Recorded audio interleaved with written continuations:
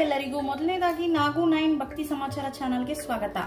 ಇವತ್ತಿನ ಸಂಚಿಕೆಯಲ್ಲಿ ತುಂಬಾ ಇಂಪಾರ್ಟೆಂಟ್ ಆದ ಏಂಜಲ್ ನಂಬರ್ ಬಗ್ಗೆ ನಾನು ಇಲ್ಲಿ ತಿಳಿಸ್ಕೊಡ್ತಿದ್ದೀನಿ. ಇದಕ್ಕೆ ಬೇಕಾಗಿರೋದು ಕೇವಲ ನಿಮಗೆ ಪೀಸ್ ಆಫ್ ಪೇಪರ್, ಅದು ಯೆಲ್ಲೋ ಕಲರ್ ಆಗಿರಬೇಕು.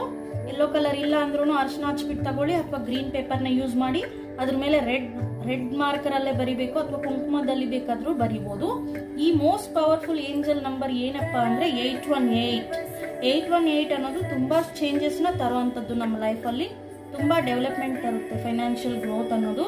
ಸೊ ಯಾವ ರೀತಿ ಇದನ್ನ ಆಕ್ಟಿವೇಟ್ ಮಾಡ್ಕೋಬೇಕು, ಯಾವ ರೀತಿ ನಾಳೆ ಈ ಮಂತ್ರವನ್ನ ನಿಮ್ಮೊಂದಿಗೆ ಹಿಡ್ಕೋಬೇಕು ಅಂದ್ರೆ ನಿಮ್ಮ ಪಾಕೆಟ್ ಅಲ್ಲಿ ಇಟ್ಕೋಬೇಕು. ಇದನ್ನ ಬರೆದ್ಬಿಟ್ಟು ಅದು ಯಾವ ರೀತಿ ಆಕ್ಟಿವೇಟ್ ಮಾಡಿ ನಿಮ್ಮ ಪರ್ಸಲ್ಲಿ ಇಟ್ಕೊಬೇಕು ಅನ್ನೋದಕ್ಕೋಸ್ಕರ ಫುಲ್ ವಿಡಿಯೋನ ಡಿಸ್ಕ್ರಿಪ್ಷನ್ ಅಲ್ಲಿ ನಾನು ಲಿಂಕ್ ಶೇರ್ ಮಾಡಿದ್ದೀನಿ.